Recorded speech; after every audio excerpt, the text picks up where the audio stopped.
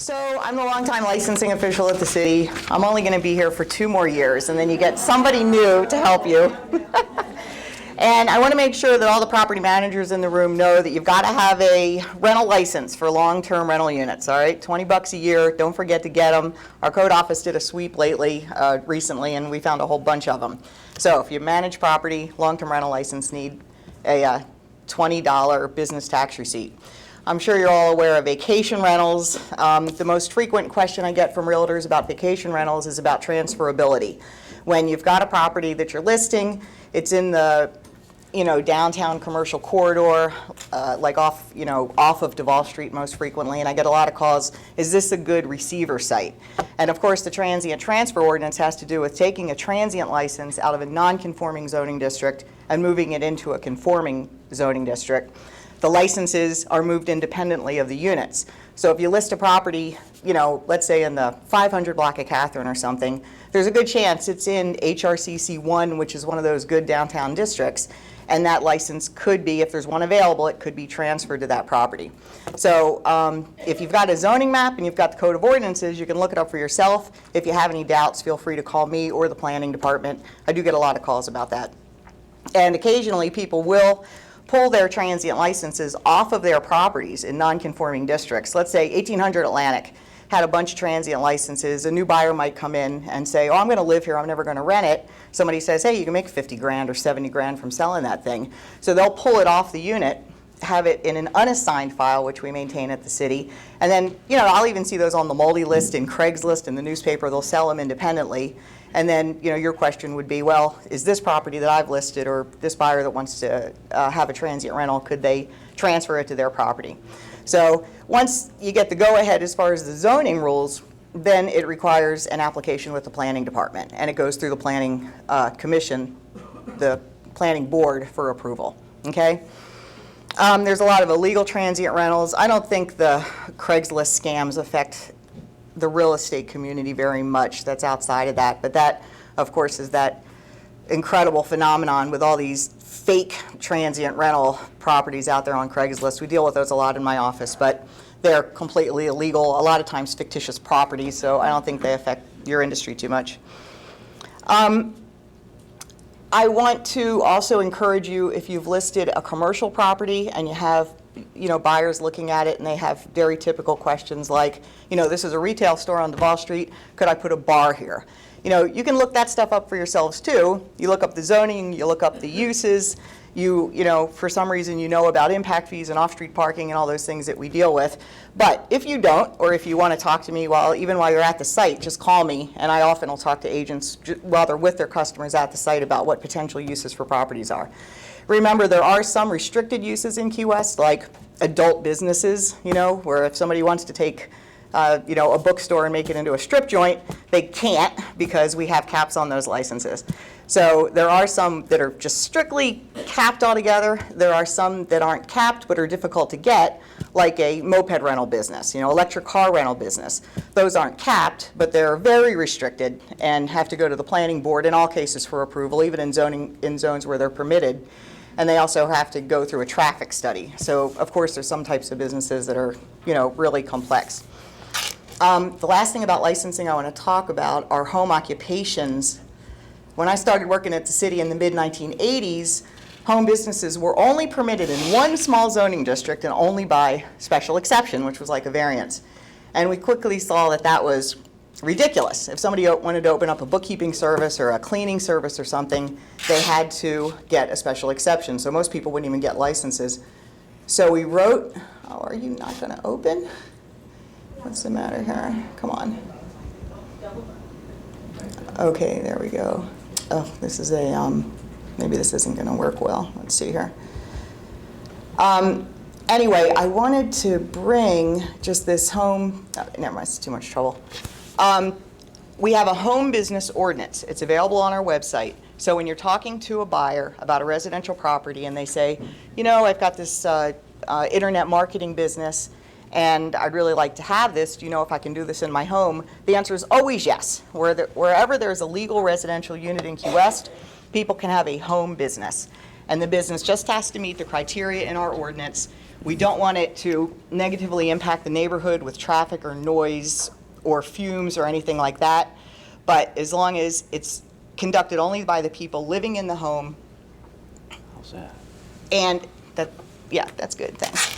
And they don't have any employees, and it's not a business that does create a bunch of noise or fumes, like a kennel, for example, or a woodworking shop, then it's completely permitted. So, all of our ordinances, of course, are at keywestcity.com. In licensing, we have all the applicable applications and ordinances, okay? So, does anybody have questions just about licensing before I move on to closing permits? If not, all right, I spend at least half my day dealing with open permits every day. And, oh, darn, this is not gonna work. Let's see here. Oh, here we go. Every morning I come in and I have about 20 emails from you guys asking me what's open on a property. So the first thing I do every day is I look up all the permits for a property and I send an email back. And if I have a lot, I just send a list of the permits and I show whether they're open or closed. If I only have a few, I'll go to the trouble to tell you who the contractor was, maybe give you a little description, and tell you if I can close that permit administratively, okay? Whenever you get one of my emails back, if it doesn't have enough information, just either call me or send it back with the specific question that you're asking me. All right, I guess I'll do this without this overhead.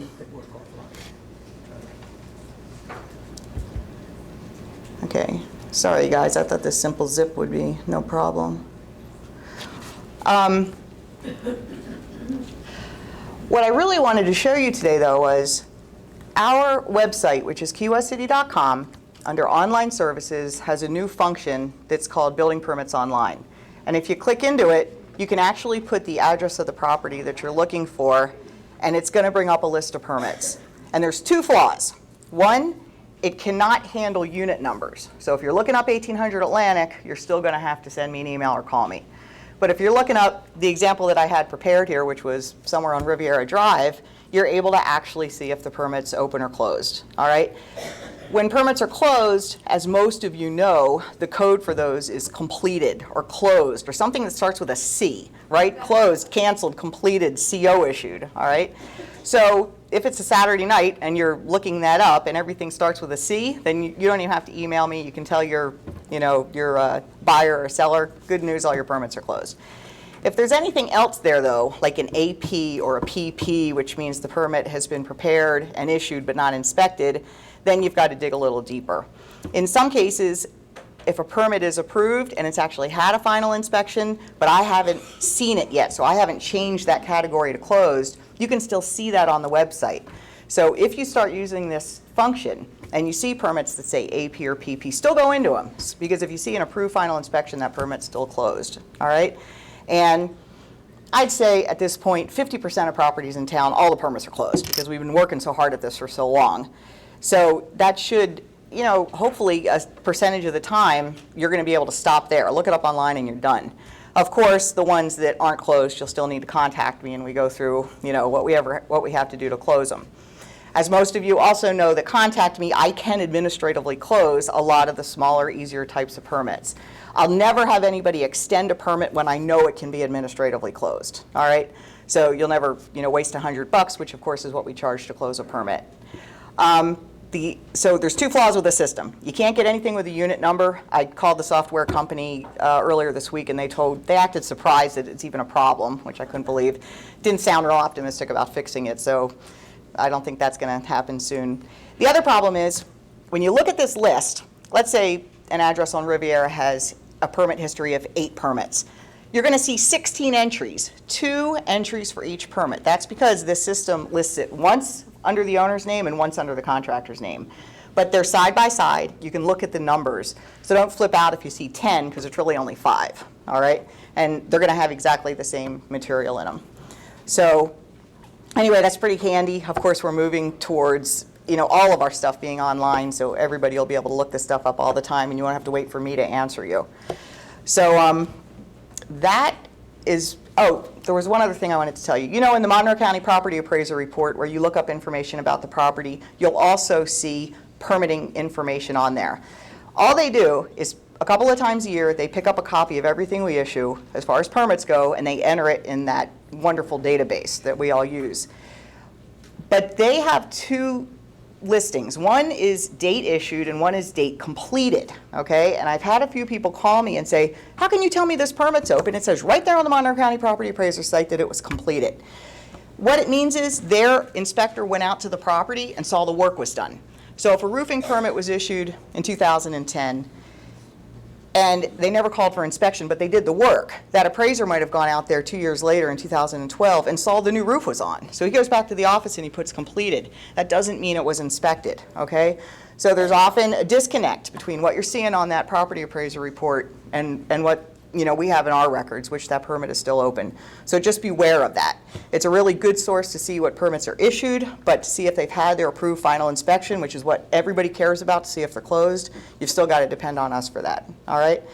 And if there's anybody in this room that hasn't talked to me about this before, which I doubt, unless somebody just became an agent a week ago or something, just remember, for ones that do have to be extended, you no longer have to get a contractor. We always encourage you to try to get the original contractor, because after all, they most likely got paid for that work, and they didn't call that inspection, and then they should deal with it. But if it doesn't work, and it doesn't always work, because some of the contractors have left town, some of them just won't answer the phone when you call because they somehow know what you're calling about, then you can either hire a new contractor, which you don't have to do, or the current owner, if they're here in town and they're willing, they can of course do it, or they can make you their agent to close the permit. It's $50 when you apply, $52 when you pick it up. You call in for the inspection. Our inspectors, unlike what I just heard from the county, our inspectors will not make you come up to current code. All they're really looking for is to make sure there's no severe safety hazards on the property, no severe problems. They do their best to inspect it without having to tear anything apart. The biggest problem is swimming pools. They want to see pool security measures are in, okay? So that's always a hassle. Nobody likes to have pool nets or pool alarms or whatever, but it is the code, it is a life safety thing, and that's the one thing they're really kind of sticklers about. So if you know there's an open pool permit on the property, don't waste the inspector's time by having them come out early and maybe disapprove it. Just get the pool security in, get the pool net or alarms or whatever on there. The other thing that we're a little careful about are air conditioner condensers. A lot of AC condenser permits were never closed simply because the contractor and or the owner knew that the condenser was not elevated like it was supposed to be, that it was in the setbacks like it's not supposed to be, so they intentionally didn't call for inspection. They got the permit so they won't get red tagged, but they didn't get the inspection. So when Terry Richardson, our electrical and mechanical inspector, goes out, he's going to look for that. And if that condenser is sitting there in the setback or it's not elevated, he's going to make you correct it or make the owner correct it. But other than that, the guys really use common sense. They're really good about it, and it's only severe cases that they'll actually disapprove it and make you do some correction for it. Okay? So, does anybody have any questions? Yes, Greek, since you didn't get to ask your question to Kevin. The AC units were not originally required to be elevated. So if it's a prefab house and it has an older AC that was never closed out, not in a setback or within the parameters of the setback that is allowable, does it still have to be revamped and elevated and put up on something? All right.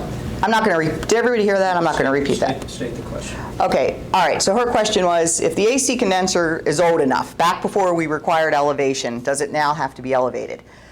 But how long do AC condensers last? Like 12 years? I mean, how long ago did that law change? Do you know? It has to be new code. I believe. It has to be elevated. It does? Okay, Yeah. the answer is it will have to be elevated. Yes. Yes, ma'am. A question on, will a building permit, does the building department consider taking a date backwards, let's say 2005, as far as open versus closed permitting? Some of the permits go back to 20 years. So the question is, have we ever considered having a cutoff date for these open permits? Our building permit system that we work on goes back to 1997 for permits. And when I go through these, seeing what I can administratively close, I look at those older permits and I try to see if any work's been done more recently that would have replaced that. Let's say an air conditioner, condenser, or roof work, you know, a new roof being put on or something. If I can see anything that was done that looks like it would have covered that old one, we will close it, okay? But we don't have a flat date where we will just close those. If there was, this morning, we had a late 1980s property that had a huge renovation, like a, I don't know, it was almost a $200,000 renovation, and didn't get any finals. So even though that was, you know, more than a decade ago, we will not just close it. So we don't have a flat date. Maybe as time goes on, the city will pick a date, but right now, no. Yes? But a follow-up question then, so if somebody goes in for a permit, whether it's a contractor or an additional permit, whether it's a contractor or a homeowner, they're still allowed to draw whole new permits with existing permits not closed. Is there any kind of rule that prevents them from, you know, close your old permits first, Mr. Owner?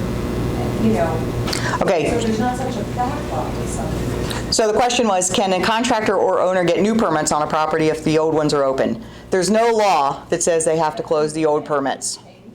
Right. Well, I guess we could pass an ordinance to do it, but you know what's effectively changed that is properties, when we get a new property owner, they typically are going to do some kind of a renovation. Now properties, you know, almost in every case, permits are all closed before somebody buys a property. So in a lot of these properties that are undergoing new renovations, all those permits are closed. In the case where, let's say you have a homeowner who's lived in the same house for 50 years, you know, comes in, we don't have a law that requires them to close those old permits first. So we don't. We allow them to pull a new permit with the old permits being open. But if that new work is the same, covers the same area as those older permits, we will close those and try to use common sense with that. Okay? Anybody else? Yes. Okay, so if you call, if you are trying to close a permit and say for a roof, and the inspector comes out to inspect the roof and he's going to sign off on it, and he sees you have a pool without nets and alarms, then how will that be affected? The question is, if the inspector comes out to close one permit and he sees a deficiency somewhere in the house, what happens? He has tunnel vision. He's only going to look at what he's supposed to look at. He's not there to be a policeman and make you bring up everything else in that house to code. Now, if he saw like a really obvious safety problem, like some electrical wire dangling near the pool or something, he's going to deal with it. But he's not out there looking for trouble. Our inspectors have between 15 and 20 inspections a day, and they're just trying to get through it in the best, you know, and be able to get their job done. So, yes, Crete? Can you tell us again where that, looking online on the US City site, which I don't think is particularly user-friendly. It's- Can you tell us again where it is, under which heading and then subheading? Yeah, Greek's question is, where do you find that link? Yeah, it's a hideous program. I mean, we hope that we're going to get brand new software. In fact, every time I complain about something to the building official, Ron here, he says, we're going to get new software soon, Carolyn, it's going to be okay. So that's what we're banking on. But anyway, yeah, I know. It's keywestcity.com. And from the website, there's a little tab that's called Online Services. And the very first thing under that tab is the building permit online system. And by the way, that same tab is where you find the code of ordinances. So if it's a weekend and you're looking at a property on Simonton Street and you have a zoning map in your office and you know it's HNC1 and you want to know what can go there, that's also, if you go to that code of ordinances, all you got to type in is that zoning district, HNC1, and all the uses will come up. Kevin, in planning, he didn't mention this, but in every zoning district, there's permitted use, conditional use, prohibited. So if what your customer wants to do is permitted use, then you know they can move forward with that. So that's a very useful link, and it's what I look up every time I get one of your calls. Just a quick Okay. question. Yes, I'm sorry. Please tell me that common sense is not going to leave with you in 2 years. You know, it's going to get better when I go. I'm not even going to trade my replacement.